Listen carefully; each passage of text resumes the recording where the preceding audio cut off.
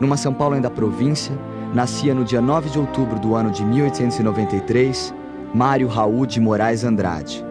Um dos mentores da Semana de Arte Moderna, em 1922, ajudou a modificar e inovar as várias maneiras de observar a cultura de um país. Daí por diante, saiu inventando língua, mudando conceitos, pesquisando. Escreve Macunaíma, o herói sem nenhum caráter, espelho e crítica da formação do homem brasileiro. E com este livro, fere para sempre a história literária do país. Se sua voz se cala em 1945, sua obra, que engloba prosa, poesia, pesquisa e resgate cultural, continua ecoando em todos os cantos do Brasil. São Paulo, 1911. Mário de Andrade entra para o Conservatório Dramático e Musical. Tocava piano como seu irmão Renato, grande promessa da época. Então ele passou a lecionar e voltar mais para a literatura e para o ensino da música. O ano de 1917 é um ano de mudanças para o mundo e para Mário. Seu pai falece no início deste ano. Logo depois, Mário publica seu primeiro livro, Há uma gota de sangue em cada poema. Em novembro, discursa numa conferência saudando a entrada do Brasil na Primeira Grande Guerra. Essa conferência encanta o Oswald de Andrade, vai ser assim, o Oswald vai assistir essa conferência, ele se encanta com o que o Mário está falando. A partir de então, ele vai se encontrar com o Mário, então, para conseguir o texto, e vão se tornar grandes amigos. Então, esse ano de 17, que é esse ano em que o Oswald entra em contato mais próximo com o Mário de Andrade, é o ano em que também Anita Malfatti está vindo do exterior, não é, e expondo seus quadros. Mas a reação à exposição de Anita Malfatti é bastante dura, principalmente por parte do escritor Monteiro Lobato. O Mário de Andrade, então, a essa altura, solidário, volta à exposição, vai conversar com a Anita, não é? Se torna amigo dela. O Oswald também, timidamente, tenta uma defesa dela pública, não é? Escreve um artigo defendendo a pintura da Anita Malfatti, essa novidade que ela está trazendo, também se junta ali. Então, os três, nesse momento, começarão a formar um novo núcleo de interesse estético. Uma célula moderna começa a ser formada. Vários artistas se reúnem à volta da trupe. Eu insulto o burguês níquel, o burguês, a digestão bem feita de São Paulo, o homem curva, o homem nádegas, o homem que, sendo francês, brasileiro e italiano, é sempre um cauteloso pouco a pouco. O ano de 22 é o ano em que ele lança o Paulicéia Desvairada. Depois da semana, mas durante a semana ele lê o livro, né? Paulicéia Desvairada é visto atualmente como o primeiro livro moderno do nosso modernismo. E é um livro em que a preocupação do Mário é representar a São Paulo que nasce, né? São Paulo, a nova São Paulo, a metrópole vertiginosa, inapreensível, multifacetada. É uma cidade grande demais para acolhê-lo, por exemplo. E ao mesmo tempo ele tem um sentimento de amor muito grande por São Paulo. Chama São Paulo de minha noiva, São Paulo comoção de minha vida. Durante toda a década de 20, Mário de Andrade continuou sua grandiosa produção moderna, escrevendo para várias revistas e jornais, alimentando debates sobre o modernismo e o nacionalismo. Mergulhou na fonte da cultura popular brasileira e afinou contatos com as vanguardas europeias. Mário comia de tudo.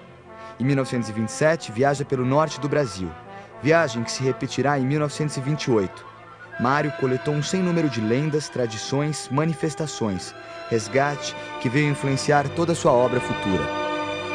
Dessa primeira viagem que ele faz ao Amazonas vai ficar a semente do Macunaíma, né?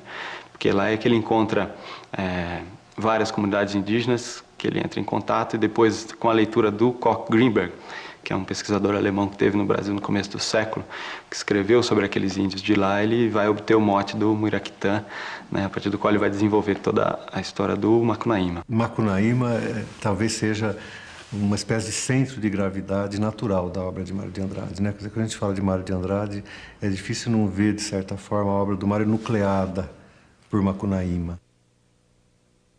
O Mário estava tentando ter uma visão integral do Brasil, né? E ele projeta tudo isso em Macunaíma. E isso se dramatiza, então, no próprio livro. Quer dizer, o livro é o livro que tem no seu núcleo o herói de nossa gente, né? Que é também um herói sem nenhum caráter. O Mário vinha há muito tempo já pesquisando as matrizes de cultura popular, de folclore, de cultura indígena. E, subitamente, tudo isso se projeta sobre Macunaíma, escrito, que foi um livro escrito, segundo o Mário, em 5 dias de rede de cigarro. Quer dizer, em 5 dias, ele, na chácara de um tio dele, em Araraquara, ele, em umas férias de fim de ano, em 5 dias ele escreve o livro inteiro. Isso não quer dizer que ele pegou uma semana de dezembro, rabiscou Macunaíma e saiu Macunaíma. Não. Ele se preparou com toda uma pesquisa, as leituras todas prontas, todas as anotações, tudo aquilo que ele tinha, e aí, com a história pensada, não é? Ele escreve. Num minuto, o Macunaíma, numa correria, ele vai do Amazonas ao Rio Grande do Sul, depois ele vai de um lado para o outro, como um bom herói mítico, né? Como uma boa personagem lendária que ele é, e mistura os falares regionais e todos os costumes. Então ele mistura, portanto, todos os espaços. Aí ele mistura também todos os tempos, ele visita figuras do passado, do presente. Então é um livro que mistura os tempos e os espaços. Isso faz parte da riqueza do livro. Então o Macunaíma é um herói sem caráter, mas ao mesmo tempo ele é um herói com todos os caráteres brasileiros, né? E ele explica isso numa carta para o Manuel Bandeira, porque o Macunaíma é, como o povo brasileiro, um herói em formação, né? E ele está se formando e não tem ainda a característica pronta. Eu acho um livro impressionante. Foi um dos momentos em que um grande escritor brasileiro, no bojo de uma pesquisa estética imensa, tentou projetar uma imagem do Brasil, que no fundo é uma imagem de si mesmo, né? Final dos anos 20. Momento de reflexão e mudança na vida e na obra de Mário de Andrade. Separação intelectual com Oswald de Andrade. Racha o modernismo brasileiro. Mário continua a defender uma cultura nacionalista e primitivista enquanto observa o jogo social de seu tempo. Eu acho que essa mudança que se opera na obra do Mário, ela de certa forma se opera na obra de quase todos os escritores brasileiros da época, né? É a famosa virada do modernismo heróico dos anos 20 para o modernismo dos anos 30. Como disse a Raquel de Queiroz, eles puderam fazer livremente as coisas na década de 30, porque os heróis de 22, né, romperam com todas as barreiras, então eles podiam escrever como eles quisessem, sem se preocupar nem em seguir o modelão, como os parnasianos faziam, nem em rompê-lo, né, coisa que o Mário, Oswald, Bandeira tinham muito claro. Depois de 30, eu acho que toda a cultura brasileira se aproxima de um movimento de crítica social e de experiência, de observação das realidades vividas. A observação do mundo à sua volta, antiga preocupação de Mário, se acentua neste período.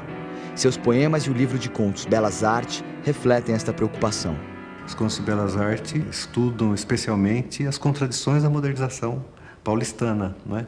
Em plena ideologia do progresso de São Paulo. E tudo isso, o que é que faz os contos de Belas Artes? Eles focalizam a modernização pelas beiradas. O empenho dele em pesquisar a cultura nacional, em pesquisar o que havia de mais importante na cultura nacional e até em ajudar as pessoas, as cartas que ele escreveu, todo o empenho que ele tinha em estar ajudando todo mundo que estava escrevendo naquela época é muito importante.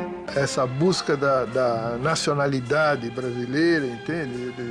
O uso do folclore rico que o Brasil tem. Então, eu acho que é importante a pessoa ler para conhecer e descobrir e se interessar. Mas mais do que isso, eu acho que é fundamental ler o Macunaíma, ler o Amargamento Transitivo, ler os poemas do Mário de Andrade, como Ódio ao Burguês, porque é divertido, né? Isso eu acho uma coisa fundamental. Os professores de literatura, em geral, falam é preciso ler porque é importante. Acho que eles não gostam de ler.